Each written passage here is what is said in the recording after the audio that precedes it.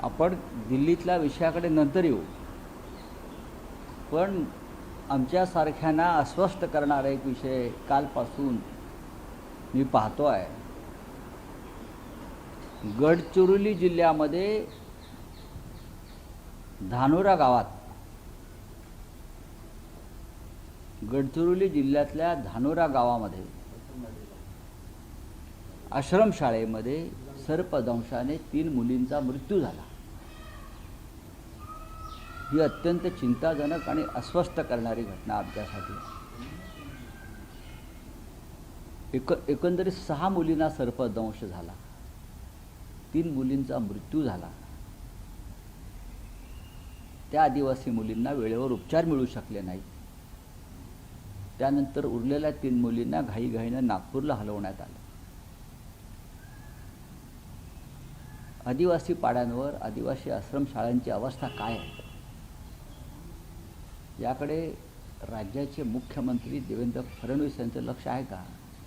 किंवा त्यांच्या खात्याचे जे आदिवासी मंत्री किंवा त्या विभागाचे पालकमंत्री ज्यांनी गडचिरोली जिल्हा दत्तक घेतला असे देवेंद्र फडणवीस, ते गडचिरोली जिल्ह्याला या देशातलं स्टील सिटी बनवायला निघाले. Steel city.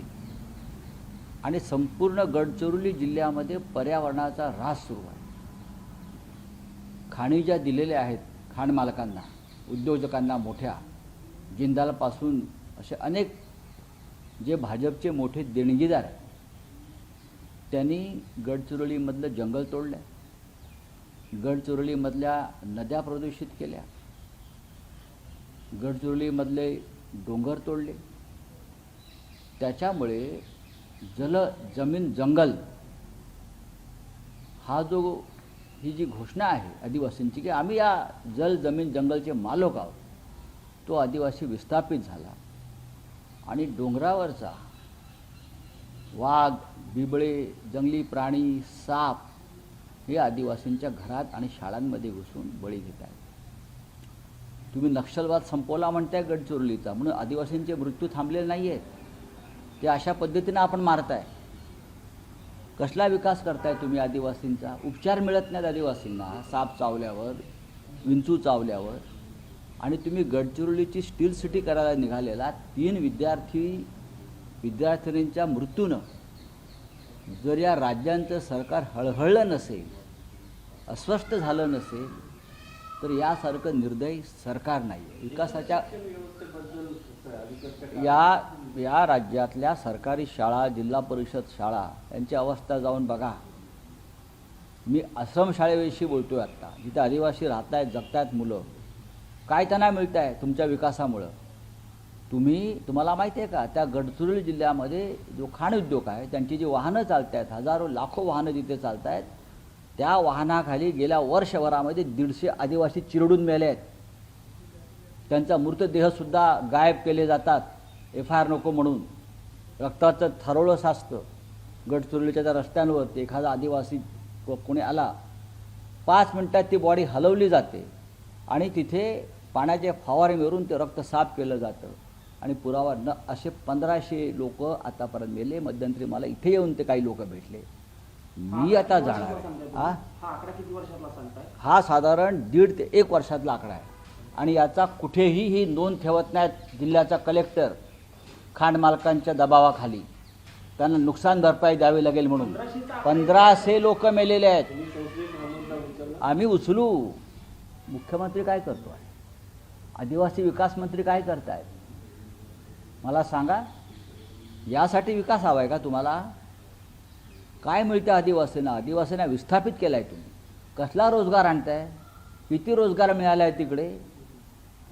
हे तुमचे सगळे भारतीय जनता पक्षाचे देणगीदार जे तुम्हाला लाच देतात, त्यांना तुम्ही गडचिरोलीचं जंगल, डोंगर, नद्या उद्ध्वस्त करायला दिलेलं आहे. ज्या 3 मुलींचा मृत्यू झाला तो काल रेकॉर्डवरच आहे सर्पदंशाने. ज्या 3 मुली हॉस्पिटलमध्ये आहेत, त्यातल्या एका मुलीच्या आजोबांशी टीव्ही मराठीच्या प्रतिनिधींनी गजानन मटेंनी बातचीत केली. तेव्हा त्यांच्याशी बोलताना त्यांनी सांगितलं की बेड नव्हता झोपण्यासाठी आणि त्या मुली खाली झोपल्या होत्या, त्यांच्या कानाला साप चावला, अशा पद्धतीची माहिती त्यांच्या आजोबांनी टीव्ही मराठी. बरोबर आहे ना. मग मी तेच सांगतोय ना, आश्रमशाळांना जो निधी दिला जातो तो कुठे जातो? कोण खातोय, हे कोणाचे लोक आहेत, या 3 सर्पदंशाची घटना समोर आल्या. आतापर्यंत असंख्य मुलं आणि मुली विंचू आणि सर्पदंशानं त्या भागामध्ये मरण पावलीत. आदिवासी पाड्यांवर रुग्णवाहिका नाही. तुम्ही पाहिलं असेल की झोळीमध्ये रुग्णांना न्यावं लागतं आहे, प्रेतं झोळीतून न्यावी लागत आहेत. एखाद्या रुग्णालयामध्ये सरकारी जर कोणी मृत्यू झाला लहान मुलाचा, तर आईवडिलांना ते प्रेत आपल्या खांद्यावर टाकून घरापर्यंत न्यावं लागतं. रुग्णवाहिका नाहीत. ही राज्याची आदिवासी आणि आरोग्य व्यवस्थेचे धिंडवडे आहेत. आणि देवेंद्र फडणवीस विकासाच्या गोष्टी करतायत, नरेंद्र मोदी विकासाच्या गोष्टी करतायत. हां, कोणाला तुम्ही मूर्ख बनवताय? नक्षलवाद संपवला म्हणून सरकार नक्षलवाद कोणासाठी संपवला? या उद्योगपतींसाठी, आदिवासींसाठी नाही. आदिवासींचं मरण या मार्गानं सुरूच आहे ना. नक्षलवाद संपवल्याच्या गोष्टी करतात ते उद्योगपतींच्या सुरक्षेसाठी. यांच्या आदिवासी मरतोच आहे. आदिवासींच्या ह्यातूनच एखादा नक्षलवादी परत निर्माण होतो, तेव्हा त्याला गोळ्या घातल्या जातात. ज्या 3 मुलींची प्रकृती गंभीर आहे त्यांच्यावरती उपचार सुरू आहे, पण त्यातल्या काही मुलींची प्रकृती अजूनही खालवत चालली आहे. अत्यंत गंभीर आहे. मी सकाळीच माहिती घेतली. मी सकाळीच नागपूरला फोन करून माहिती घेतली. प्रकृती गंभीर आहे. 2 मुलींची प्रकृती अत्यंत गंभीर आहे. आणि माझ्या माहितीनुसार नंदुरबार, गडचिरोली, चंद्रपूर अशा ठिकाणी ज्या आदिवासींच्या आश्रमशाळा आहेत त्या अत्यंत भयंकर अवस्थेत आहेत. आणि तिथे अशा प्रकारच्या सर्पदंशाच्या, विंचूदंशांच्या घटना साधारण आठवड्यातून 2 ते 3 वेळा घडतात. अनेकांचे मृत्यू हे रेकॉर्डवरती आलेले नाहीत. मी आता मुंबईत गेल्यावर या विषयावरती युवा नेते आमचे युवासेना प्रमुख आदित्य ठाकरे यांच्याशी मी बोलणार आहे. कारण याचं कारण असं आहे, ही विद्यार्थी आहेत, ती मुलं आहेत, हे आदिवासींमधले जेएनजी आहेत सध्याच्या भाषेत बोलायचं तर. आणि पर्यावरणासंदर्भात आदित्य ठाकरे फार महत्त्वाची कामं करत आहेत. मध्यंतरी मी जेव्हा नागपूरला आम्ही एका आंदोलनासाठी गेलो होतो राम मंदिरासंदर्भात, तेव्हा आदित्य ठाकरे यांना भेटण्यासाठी त्या भागातले गडचिरोली, चंद्रपूर, अमरावती या भागातले पर्यावरण क्षेत्रातले प्रमुख कार्यकर्ते आले होते. तेव्हाही त्यांनी हा गडचिरोलीचा विषय माझ्यासमोरच काढला होता. त्याच्यामुळे मी आता मुंबईला गेल्यावरती या संदर्भात आदित्य ठाकरे यांच्याशी चर्चा करू, ह्याच्यामध्ये आपल्याला काय करता येईल. नक्कीच होय, आदित्य ठाकरेंनी या संदर्भात केंद्राकडे पाठपुरावा चालवलेला आहे. काही प्रकरणं त्यांनी ग्रीन ट्रिब्युनलमध्ये नेलेली आहेत आदित्य साहेबांनी. त्याच्यामुळे असं नाही की काल या 3 मुलींच्या मृत्यूनं मी इतका अस्वस्थ आहे की इतकं जगणं सोपं हे झालं आहे, मृत्यू सोपा झाला आहे या महाराष्ट्रामध्ये आदिवासींचा, जे या भागाचे खरे भूमिपुत्र आहेत. हां, झारखंडमध्ये, छत्तीसगडमध्ये, ओरिसामध्ये आदिवासींवर ज्या प्रकारचे अत्याचार सुरू आहेत ते अत्यंत भयंकर आहेत. 3 मुलींचा मृत्यू जर हे देवेंद्र, मी तर सांगणार आहे आदिवासींना, तिकडे साप पकडा, गडचिरोलीमध्ये मुंबईला या आणि मंत्र्यांच्या घरात सोडा, मग त्यांना कळेल मृत्यूचं भय काय असतं ते. 3 दिवस बाकी आहेत संसदेच्या कामकाजाचे. हा मुद्दा महाराष्ट्राचा अत्यंत महत्त्वाचा मुद्दा आहे. तुमचे महाविकास आघाडीचे खासदार आहेत तिथं, तुम्ही हा मुद्दा संसदेमध्ये कशा करता हा मुद्दा दिल्लीत उचलायला पाहिजे? राज्यातले मंत्र्यांना का नुसतं पोसायचं आहे का आम्ही सरकारी खर्चानं? राजीनामे द्या आदिवासी मंत्र्यांनी आणि तिकडल्या पालकमंत्र्यांनी. खाण मालकांकडून का फक्त हप्ते घ्यायला जाता का तुम्ही? तिकडे हप्तेबाजी करायला जाता?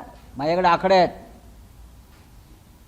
किती कोटी रुपये महिन्याला कलेक्टरला, गडचिरोलीच्या अधिकाऱ्यांना, वन खात्याला, पालकमंत्र्याला, आमदारांना जात आहेत आणि ही मुलं मरत आहेत. राज्याची विरोधी पक्षाची भूमिका आता या मुद्द्यावरून सरकारला पुढचे काही एक लक्षात घ्या की विरोधी पक्ष नेता सरकार का नेमत नाही विधानसभेत, असे प्रश्न आम्ही उपस्थित करू नये म्हणून नेमत नाही. बरोबर आहे. पण जरी तुम्ही विरोधी पक्ष नेता नेमला नाही तरी संजय राऊत हा त्या जनतेचा विरोधी पक्ष नेता आहे, हे लक्षात घ्या. मी गप्प बसणार नाही. मला या 3 मुलींच्या मृत्यूनं फार अस्वस्थ केलेलं आहे. पैसे कुठे जातात म्हणजे मंत्र्यांच्या खिशात जातात. 25% कमिशन आश्रमशाळेतसुद्धा आदिवासींचं. धर्मराव बाबा आत्राम नावाचे तिकडे एक मंत्री आहेत, आदिवासींचे राजे काय काय म्हणतात त्यांना, ते आहेत. काय करतायत? हा, पॅलेसमध्ये राहता का तुम्ही आदिवासींच्या रक्तावर? आदिवासीच्या सर्व मंत्र्यांनी राजीनामे दिले पाहिजे. कुठे आहेत ना रज हिरवळ तुमचे? हां आदिवासी दिन साजरा केला त्यांनी पाळला. कसला आंतरराष्ट्रीय नाचवतात आदिवासींना आणि मनोरंजन करून घेता तुम्ही काय आदिवासींचं फूड कल्चर आदिवासींचं अमुक कल्चर अरे पोरं मारतायत बघा रे आदिवासींची पोरं मारतायत ब्युटिफिकेशन केलं जातं फक्त.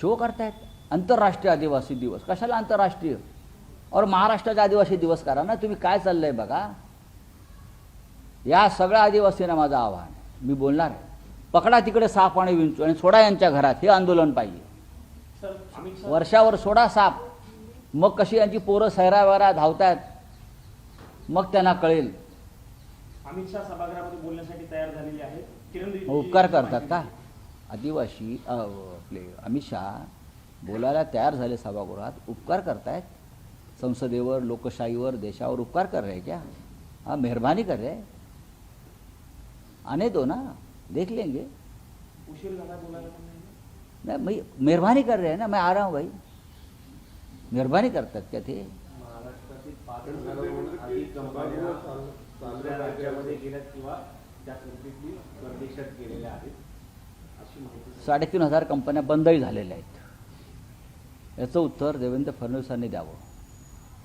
बरं का गुंतवणूक गुंतवणूक आली महाराष्ट्र प्रगतीपथावर आहे कुठे आहे प्रगतीपथावर महाराष्ट्र कुठे आहे रोजगार महाराष्ट्रात सांगा बरं.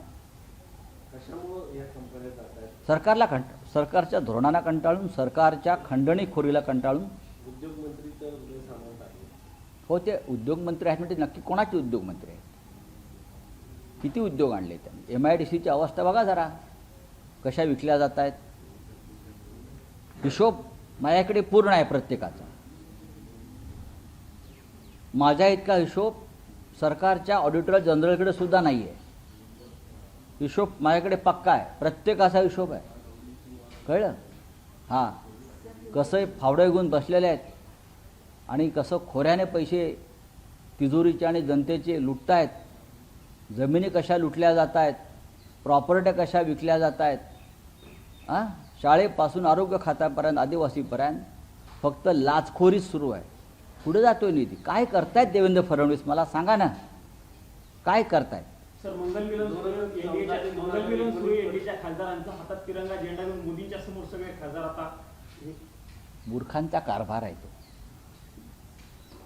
मानसिकदृष्ट्या हे लोक विकलांग झालेले आहेत हे मनोरुग्ण आहेत आणि या मनोरुग्णांवरती आता उपचार होणं जरा कठीण आहे लक्षात तुम्हाला सांगतो मी सरकार बदलणं आणि या मनोरुग्णांवरती सामुदायिक उपचार करणं एवढाच एक आता मार्ग शिल्लक आहे यांना गुंगीचं औषध देऊन झोपवलं पाहिजे सगळ्यांना किंवा यांना चहातून भांग दिली पाहिजे शांत पडून राहतो